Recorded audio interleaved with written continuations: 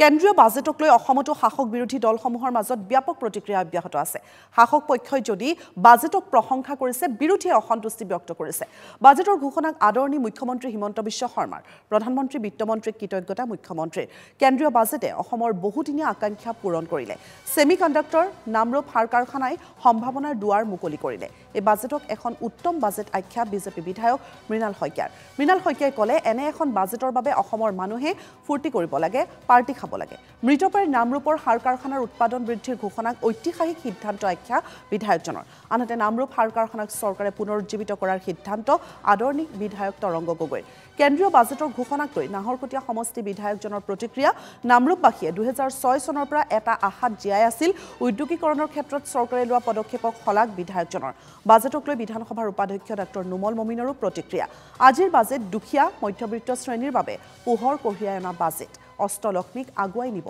এই বাজেট কেন্দ্ৰীয় বাজেটে আমাৰ অসমবাসীৰ বহুদিনীয়া আকাংক্ষা পূৰণ কৰিলে ডিব্ৰুগড়ক দ্বিতীয় ৰাজধানীৰ কথা আমি ঘোষণা কৰিছিলোঁ এতিয়া ডিব্ৰুগড়ৰ নামৰূপত প্ৰায় 14,000-15,000 কোটি টকাৰে সাৰ কাৰখানা নিৰ্মাণ হ'ব ৰাজ্য চৰকাৰে তাৰ 40% পুঁজি ব্যয় কৰিব কেন্দ্ৰীয় চৰকাৰে 60% পুঁজি ব্যয় কৰিব সেমি কণ্ডাক্টৰৰ পিছত ফাৰ্টিলাইজাৰ এডভান্টেজ আসাম 2.0 প্ৰাক মুহূৰ্তত আমি সম্ভাৱনাৰ নতুন দুৱাৰ এখন মুকলি কৰিব পাৰিছো আয়কৰৰ সীমা 12 লাখ টকালৈ বৃদ্ধি কৰি প্ৰধানমন্ত্ৰী নৰেন্দ্ৰ মোদী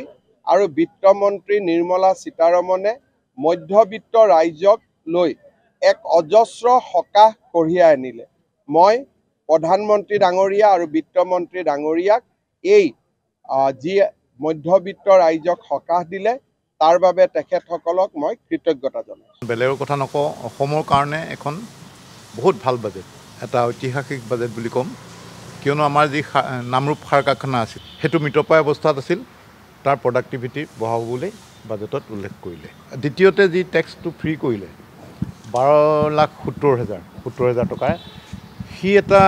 আমাৰ মধ্যবিত্ত মানুহখিনিৰ কাৰণে সেইটো এটা বহুত সঁহাৰি পাব সেইকাৰণে অতি উত্তম মানৰ বাজেট আমি অসমৰ মানুহে আচলতে আজি ফূৰ্তি কৰিব লাগে পাৰ্টি খাব লাগে সঁচাকৈ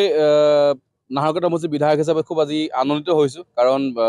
কিছু সময়ৰ আগতে উত্থাপন হৈ যোৱা কেন্দ্ৰীয় চৰকাৰৰ বাজেটত নিৰ্মলা সীতাৰামন নামৰ ডাঙৰীয়ানীয়ে যি ঘোষণা কৰিলে যে নামৰূপত আমি নতুনকৈ ইউৰিয়া প্লেণ্ট এটা কৰিম আৰু 12.7 লাখ মেট্ৰিক টনৰ মই ভাবোঁ নামৰূপবাসীয়ে 2006 চনৰ পৰা এটা আশাত জীয়াই আছিলে যে আমাৰ নতুন এটা ফেক্টৰী হ'ব বা নামৰূপ আমি সকলোৱে গম পাওঁ চতুৰ্থ গোটটো নোহোৱালৈকে 3টো কিটা বন্ধ হৈ যাব সকলোৱে অনুষ্ঠিত আছিলে কিন্তু আজি সেই গোটেই কথাখিনি নৰেন্দ্ৰ মোদী ডাঙৰীয়াৰ যি নেতৃত্বৰ চৰকাৰখনে আজি এই বাজেটত আমাক প্ৰমাণ কৰি দিলে মই ভাবোঁ যে সাৰ নগৰী নামৰূপ বুলি সকলোৱে পৰিচিত আছিলে আজি বিশেষকৈ হিমন্ত বিশ্ব শৰ্মা ডাঙৰীয়াৰ জন্মদিন দিনটোতে আজি ভাৰত চৰকাৰে এই ঘোষণাৰ জৰিয়তে তেখেতকো এটা জন্মদিন উপহাৰ বুলি মই কওঁ অসমবাসীলৈ এটা উপহাৰ খুব সুন্দৰ বাজেট এইটো দুখীয়াৰ আৰু যিবিলাক মধ্যবিত্ত শ্ৰেণীৰ লোক তেখেতসকলৰ কাৰণে এটা পোহৰ কঢ়িয়াই অনা বাজেট আগতে সদায় বাজেটবিলাক ধনী মানুহৰ আৰু দুখীয়া মানুহৰ মাজত থাকে মধ্যবিত্ত শ্ৰেণীৰ লোকক সাঙুৰি নলয় তেনেকুৱা এটা কমপ্লেইন আছিলে মোদী ডাঙৰীয়াৰ যি সপোন অষ্টলক্ষ্মী আৰু বেলি পূবত ওলায় আৰু উত্তৰ পূবে হৈছে ভাৰতবৰ্ষৰ ইফালে মোদী চৰকাৰৰ এই বাজেটক সমালোচনা কেইবাজনো বিৰোধী নেতাৰ সাংসদ অজিত কুমাৰ ভূঞাই ক'লে এয়া এক ইউজলেছ বাজেট অসম তথা উত্তৰ পূবৰ বাবে বিশেষ একো নাই এই বাজেটক লৈ অসম জাতীয় পৰিষদৰ সভাপতি লুৰিণজ্যোতি গগৈৰ প্ৰতিক্ৰিয়া এইবাৰৰ বাজেট এখন নতুনত্বহীন বাজেট এখন নিৰাশজনক হতাশজনক বাজেটহে প্ৰতিফলিত হৈছে অসমৰ কথা কেৱল এবাৰহে উল্লেখ কৰিছে এই বাজেটত কিয় দলে এখন আকৰ্ষণীয় বুলি কোৱাৰ বাহিৰে তেওঁলোকৰ কোনো উপায় নাই কৈলেও কিন্তু একচুৱেলি এটা শব্দত ক'বলৈ গ'লে এখন একে ইউজলেছ এখন বাজেট কাৰণ হয় নিম্ন মধ্যবিত্ত শ্ৰেণীক সকাহ কিছু দিছে টেক্সৰ ইনকাম টেক্সৰ যিটো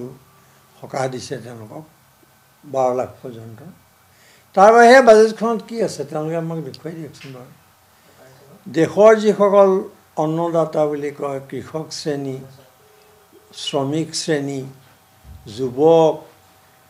সাধাৰণ শ্ৰেণী মানুহ এই গোটেই মানুহখিনিৰ কাৰণে সংখ্যাগৰিষ্ঠ মানুহখিনিৰ কাৰণে বাজেটত একোৱেই নাই আৰু যোৱা 10 বছৰে বিজেপিৰ শাসনত যিমান বাজেট দাখিল কৰা হ'ল আৰু যিবোৰ কথা ডাঙৰ কথা কোৱা হ'ল ডাঙৰ প্ৰতিশ্ৰুতি দিয়া হ'ল